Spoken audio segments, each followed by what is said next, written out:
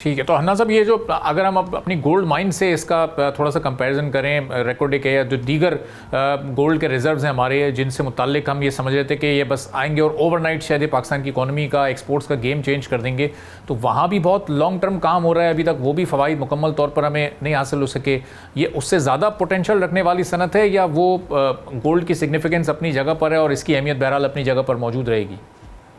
हाँ, इसमें आपको मैं दो तीन चीजें बता देता हूँ। देखें, जो कॉपर गोल्ड पॉर्फरी प्रोजेक्ट है, ये बहुत लार्ज स्केल प्रोजेक्ट है और उसमें ह्यूज कैपेक्स चाहिए, क्योंकि ये 30 साल, लाइक इन केस ऑफ रिकॉर्डिक, वो एक 37 ईयर का माइनिंग साइकिल है। और उस प्रोजेक्ट को स्टार्ट करने के लिए एक कैपेक्स चाहिए $6 to $7 बिलियन का। और उसमें सिक्योरिटी कंसर्न है, ट्रांसपोर्टेशन कंसर्न है। देखें, लॉन्ग टर्म प्रोजेक्ट का जो रेवेन्यू है वो उतना ही बड़ा होता है।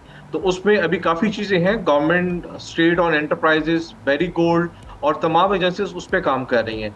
जो दूसरी हमारी कमोडिटी है, प्लेसर गोल्ड, जिसमें हम अक्सर बात करते हैं, वो पाकिस्तान के अंदर एक न्यू एसेट है जिसमें रेवेन्यू बहुत जल्दी इकट्ठा हो सकता है। लाइक 3 साल के साइकिल में हम इन चीजों को इजीली रिकवर कर सकते हैं, क्योंकि उसमें हमें सिर्फ प्रोसेसिंग प्लांट चाहिए और एक अच्छी फिजिबिलिटी स्टडी चाहिए।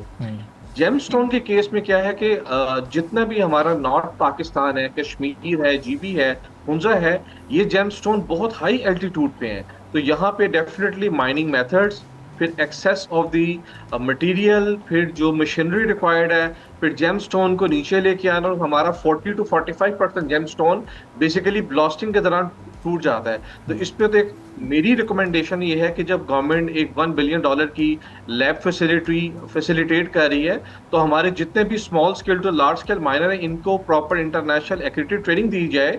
जिसका फायदा ये होगा कि कितनी क्वांटिटी में डायनामाइट को यूज करना है, कौन सा माइनिंग मेथड यूज करना है, कि हम जेम को जो रॉ ओर है उसको बचा सकें। तो दिस इज द रीजन कि ये हाई एल्टीट्यूड की वजह से, मिशनरी का ना होना और अनअवेयरनेस होने की वजह से हम इस सनत को, जो जेमस्टोन्स है, इसको पिछले काफी सालों में उस तरह डेवलप नहीं कर सके जिस तरह करनी चाहिए। लेकिन गुज़िश्ता 2020 के बाद पूरी दुनिया में मिनरल्स पे काम हो रहा है। तो जेमस्टोन, पाकिस्तान बहुत ज्यादा ब्लेस्ड है। हमारे पास टोपाज है, सफायर है, रूबीज है, एक्वा मरीन और बहुत से नायाब जेमस्टोन्स हैं।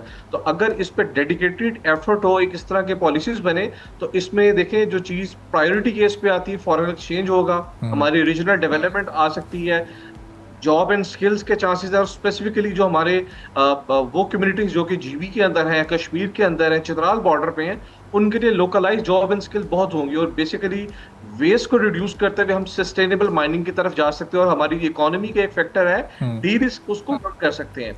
और इसके साथ साथ जो हमारे ग्लोबल ट्रेड को अगर देखें, अगर हम इस वैल्यू को कंपेयर करें, तो तकरीबन $11 बिलियन जिन 2024-25 में ये ट्रेड हुआ, सही। जो कि 2.4 पर ईयर था। ठीक है। तो हनान साहब, ये बताइएगा कि जो अब रेकोडिक से या दीगर जो गोल्ड रिजर्व्स हैं, उनसे आहिस्ता आहिस्ता हम गोल्ड हासिल करने के करीब जा रहे हैं। इंटरनेशनल मार्केट में तो ये कीमत बहुत ऊपर जा चुकी होगी उस वक्त तक जब ये हमारे पास ये गोल्ड निकलना शुरू होगा। तो इससे लोकल मार्केट में जो इस वक्त कीमत बहुत ज़्यादा उस वक्त होगी, उसको हम कंट्रोल करने की कोशिश करेंगे, या उससे उस सूरत में फ़ायदा हासिल करेंगे, या फिर एक्सपोर्ट करके जो इंटरनेशनल प्राइस होगी उस सूरत में हम ज़्यादा फ़ायदा हासिल कर सकेंगे? अरबाब, जब रिकॉर्डिक ने अपनी फिजिबिलिटी बनाई थी ना, जो कि कैनेडियन डॉक्यूमेंट है NI 43-101, तो उस बेसिकली ऐसे फिजिबिलिटी में ये होता है कि हम डिफरेंट सिनेरियोज रन करते हैं। तो उस वक्त जो गोल्ड की प्राइस यूज की गई थी, जो कि पूरी फिजिबिलिटी की यूज की गई थी, वो तकरीबन $1100 पर आउंस थी। इस वक्त गोल्ड की प्राइस इंटरनेशनल मार्केट में मोर देन $4000 पर आउंस है। तो ये जो ह्यूज डिफरेंस है $2300 का, तो इसके दो फायदे हैं। एक तो फायदा ये है कि जब गोल्ड की प्राइस बढ़ गई है, तो हमारा जो माइन डिजाइन है उसको हम ऑप्टिमाइज कर सकते हैं। उसमें ये होता है कि हमारी जो पिट शेल है उसको डेप्थ में जा सकते हैं, तो हम ज्यादा रिसोर्स को एक्सट्रैक्ट करेंगे। उस पर कैपिक्स तो आएगा, लेकिन अल्टरनेटिवली उसका जो बेनिफिट है in terms of cash flow, net profit value हमारी बढ़ जाएगी। इसी तरह जब गोल्ड की प्राइस बढ़ी है, तो जो एसोसिएटेड कॉस्ट है वो भी बढ़ती हैं। लेकिन लॉन्गर साइकिल में इसका बेनिफिट ये होता है कि जो हमारी इकोनॉमी है वो सस्टेन होगी। पाकिस्तान के अंदर दो तरह का गोल्ड है। एक तो गोल्ड वो है जो जो कि मैग्मेटिक आर्क में, जो कि हमारा पूरी चागी बेल्ट है, जो चागी रास्को बेल्ट है, यहाँ पे जो कॉपर पॉरफरी में बेरी गोल्ड की लीज है, स्टेट और एंटरप्राइजेस की लीज है। दूसरा बड़ा टारगेट जो 2023 से ऑनवर्ड पाकिस्तान में स्टार्ट हुआ वो प्लेसर गोल्ड है।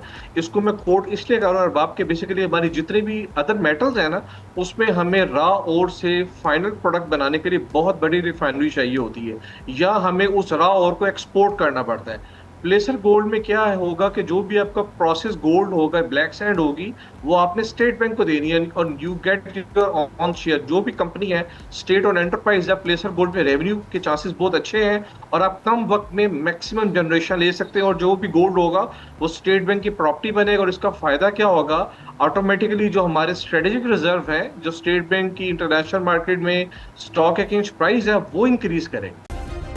सब्सक्राइब करें और बेल दबाएं ताकि कोई खबर रह न जाए।